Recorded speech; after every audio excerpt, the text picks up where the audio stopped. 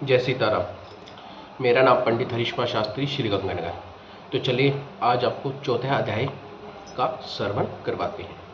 इस चौथे अध्याय के श्रवण करने से कई प्रकार के पापों का नाश होता है और आपके जीवन में अनेक प्रकार की उपलब्धियां आपको प्राप्त होती हैं। यह चौथा अध्याय संपूर्ण जीव जगत के लिए अत्यंत कल्याणकारी माना गया है। इसके उपरांत श्री कृष्ण महाराज बोले कि हे अर्जुन, मैंने इस अविनाशी योगों को कल्प के आदि के सूर्य के प्रति कहा था और सूर्य ने अपने पुत्र मनु के प्रति कहा था। मनु ने अपने पुत्र राजा इक्ष्वाकु के प्रति कहा था। इस प्रकार परंपरा से प्राप्त हुए योगों को राजर्षियों ने जाना, परंतु हे अर्जुन, वह योग बहुत काल से इस पृथ्वीलोक में हो गया और वह ही यह पुरातन योग अब मैं तेरे लिए वर्णन किया है। क्योंकि तू मेरा भक्त प्रिय सखा है, इसलिए तथा योग बहुत उत्तम है, रहस्य अर्थात अति मर्मम का विषय है। इस प्रकार भगवान श्री कृष्णचंद्र महाराज के वचन सुनकर अर्जुन ने पूछा कि हे भगवान, आपका जन्म तो आधुनिक अर्थात अब हुआ है, सूर्य का जन्म बहुत पुराना है, इसलिए इस योगों को कल्प के आदि आपने कहा था कि यह मैं कैसे जानूं। इस पर श्री कृष्ण महाराज बोले कि हे अर्जुन, मेरे और तेरे बहुत जन्म हो चुके हैं, परंतु हे प्रंत, उन सबको तू नहीं जानता और मैं जानता हूँ। मेरा जन्म प्राकृत मनुष्यों के सदृश नहीं है। मैं अविनाशी स्वरूप हूँ। अजन्मा होने पर तथा सब भूत प्राणियों ईश्वर होने पर भी अपनी प्रकृति को अधीन करके योग माया से प्रकट हुआ हूँ।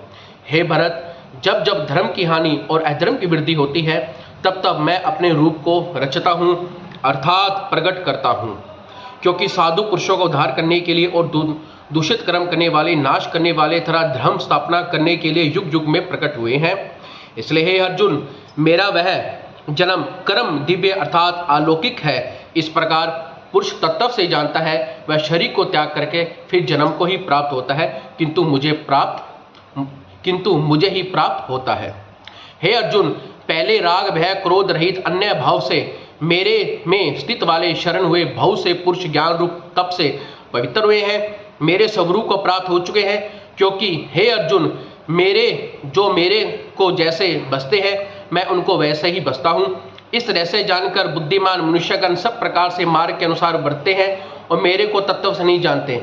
वे पुरुष इस मनुष्य लोक में कर्मों को फल को चाहते हैं, देवताओं को पूजते हैं और उनके कर्म उत्पन्न हुए हैं। सिद्धि भी शीघ्र ही होती है, परंतु उनको मेरी प्राप्ति कभी नहीं होती। इसलिए तू मेरे को सब प्रकार से भज। हे अर्जुन, गुण कर्मों में विभाग में ब्राह्मण क्षत्रिय वैश्य शूद्र मेरे द्वारा रचे गए हैं। उनके कर्ता को मुझ अविनाशी परमेश्वर को तू अकर्ता जान। क्योंकि कर्मों के फल में मेरी सत्ता नहीं है, इसलिए मेरे को कर्म लिपाया नहीं करते। इस प्रकार मेरे तत्व से जानता हूँ। वह भी कर्मों से नहीं बनता तथा पहले होने वाले मनुष्य पुरुषों द्वारा भी इस प्रकार जानकर ही कर्म किया जाता है। इसलिए तू पूर्वजों के द्वारा सदा ही किए हुए कर्म कर, परंतु कर्म क्या है, अकर्म क्या है, इस विषय में बुद्धिमान पुरुष भी मोहित है। इसलिए मैं कर्म अर्थात कर्मों का तत्व के लिए अच्छी तरह रहूंगा। जिसको जानकर तू अशुभ अर्थात संसार बंधन से कर्म का स्वरूप जानना चाहिए, अकर्म का स्वरूप भी जानना चाहिए, निश्चित कर्म का स्वरूप भी जानना चाहिए। क्योंकि कर्म की गति है न जो पुरुष कर्म में अर्थात अहंकार रहित हुई संपूर्ण चेष्टाओं के अकर्म अर्थात वास्तव में उनका न होना अपना देखना, जो पुरुष अकर्म में अर्थात अज्ञानी पुरुष के द्वारा किए हुए संपूर्ण क्रियाओं के त्याग में कर्म को अर्थात त्याग रूप क्रिया को देखते हैं, वह पुरुष मनुष्यों में बुद्धिमान व योगी संपूर्ण कर्मों का करने वाला है।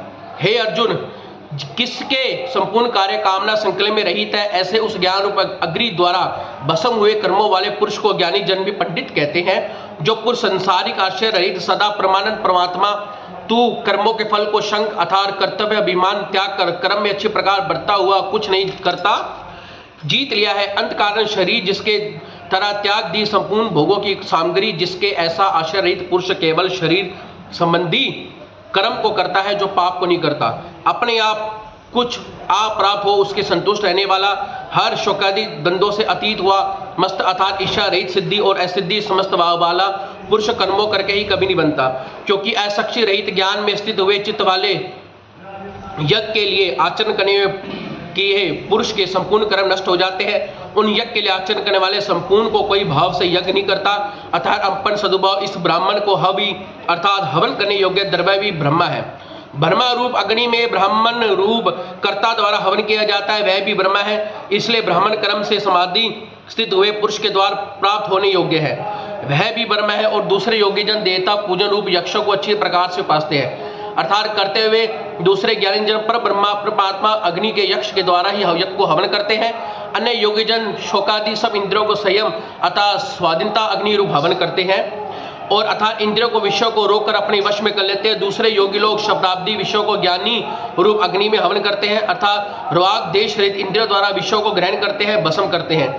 दूसरे योगी जन संपूर्ण इंद्रियों को चेष्टा को तथा प्राणों को व्यापार ज्ञान से प्रकाशित परमात्मा को स्थिति रूप योगानि हवन करते हैं। दूसरे कई पुरुष ईश्वर अपर बुद्धि लोक सेवा में द्रव्य में लगे रहते हैं, वैसे कई पुरुष समधर्म पालन रूप तत्वों को करते हैं और कई अष्ट योग रूप यज्ञ को करने वाले दूसरों संसार कृष्ण वृत्तों में पुरुष भगवान के नाम का जप भगवत प्राप्ति विषय शास्त्रों का अध्ययन रूप से ज्ञान यज्ञ करने वाले दूसरे योगी जन अपान वायु प्राण वायु को हवन करते हैं, वैसे अन्य योगी जन प्राण वायु में अपान वायु को हवन करते हैं तथा अन्य योगी जन प्राण वायु की अपान वायु को गति को रोककर प्राणायाम करते हैं। दूसरे नियमित आहार करने वाले योगी जन जो प्राणों में हवन करते हैं, इस पर यज्ञों के द्वारा नाश हो जाता है। पाप जिसका ऐसे सब प्रकार पुष्को यज्ञ करते हैं। हे कुरुश्रेष्ठ अर्जुन, यज्ञों के परिणाम सुमन ज्ञान मृत को भोगने वाले योगी जन सनातन ब्रह्मा प्रातों को प्राप्त होते हैं। यज्ञ रहित पुरुषों को यह मृत्युलोक भी सुखदायक नहीं है, फिर परलोक कैसे सुखदायक होगा। ऐसे बहुत प्रकार से यज्ञ वेद के प्राणी विस्तार किए गए हैं, उन सबको शरीर इंद्रिय क्रिया के द्वारा उत्पन्न होने वाले ज्ञान इस प्रकार के तत्व से जानकर निष्काम कर्म के योग संसार बंधन से मुक्त हो जाता है। हे अर्जुन, संसारिक वस्तुओं में सिद्ध होने वाले यक्ष के ज्ञान रूप यक्ष प्रकाश श्रेष्ठ है, क्योंकि हे पार्थ संपूर्ण यामान कर्म ज्ञान से श्रेष्ठ है, अर्थात ज्ञान की उनकी प्रकाष्ठा है। इसलिए तत्वों को जानने वाले ज्ञानी पुरुषों भली प्रकार दंडवत प्रणाम तथा सेवा निष्ठ पट्ट भाव से किए हुए प्रश्न के द्वारा उपदेश करेंगे, जिसको जानकर तू इस प्रकार मोह को प्राप्त नहीं होगा। हे अर्जुन, जिस ज्ञान से सर्वव्यापी अनंत चेतरूप अथवा अंतर्यामी समष्टि बुद्धि के आधार पर संपूर्ण भूतों को देखेगा, उसके उपरांत मेरे अर्थात सच्चिदानंद एक ही भाव सच्चिदानंद ही देखेगा। यदि तू सब पापियों को अधिक पाप करने वाला ज्ञान रूप नौका द्वारा निसंदेह संपूर्ण पापों को अच्छी प्रकार तर जाएगा। हे अर्जुन, जैसे प्रज्वलित अग्नि इस ईंधन को भस्म कर देती है, वैसे ज्ञान रूप अग्नि संपूर्ण कर्मों को भस्म कर देती है। इसलिए इस संसार में ज्ञान के समान पवित्र करने वाला निसंदेह कुछ भी नहीं हो सकता। इस ज्ञान को कितने ही काल से अपने आप सत्व बुद्धि रूप योग से अच्छी प्रकाश शुद्धकरण हुआ पुरुष आत्मा में अनुभव करता है। हे अर्जुन, जितेंद्रिय तत्पर श्रद्धावान पुरुष को ज्ञान प्राप्त करता है और ज्ञान को प्राप्त होकर तत्क्षण भगवत प्राप्ति को परम शांति को प्राप्त हो जाता है। हे अर्जुन, भगवत दिशा को न जाने वाला श्रद्धा रहित और संचय युक्त पुरुष प्रमाद से भ्रष्ट हो जाता है। उसमें भी संचय युक्त पुरुष के लिए सुख न यह लोक है न यह परलोक है, अर्थात यह लोक परलोक दोनों ही के लिए भ्रष्ट हो जाते हैं। हे धनंजय, सतः बुद्धि रूप योग द्वारा भगवत अर्पण कर दिए गए हैं। संपूर्ण कर्म जिसके ज्ञान द्वारा नष्ट हो जाते हैं, वह संचय जिसके परमात्मा पुरुष को कर्म नहीं बांधते। इसलिए हे भरतवंशी अर्जुन, तू समस्त बुद्धि स्वरूप योग में स्थित होकर अज्ञान से उत्पन्न होकर हृदय में स्थित इस अपने संयम को ज्ञान रूप तलवार द्वारा छेदन करके युद्ध के लिए खड़ा हो।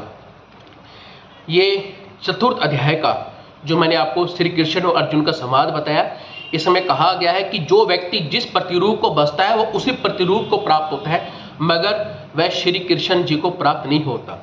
यानी इस मृत्युलोक में आप किसी देव की या किसी इष्ट देव की पूजा पाठ करते हैं, आप उनके द्वारा प्रतिरूप में श्री भगवान विष्णु को भजेंगे, मगर श्री भगवान विष्णु जी कहते हैं कि अगर आप सिर्फ मुझे भजोगे तो सिर्फ आप मुझे प्राप्त हो जाओगे। ज्ञान, अंधकार और ये अनेक प्रकार के ये बुद्धि होती है, सभी बुद्धि में श्री भगवान विष्णु का निवास होता है। जो जिस प्रकार से बसता है उसे प्रभु भी उसी प्रकार से बसते हैं। तो इस अध्याय का कहने का अर्थ ये है। नमो नारायण। मेरा नाम पंडित हरीश कुमार शास्त्री, जानकी ज्योतिष केंद्र श्री गंगानगर। हर हर महादेव।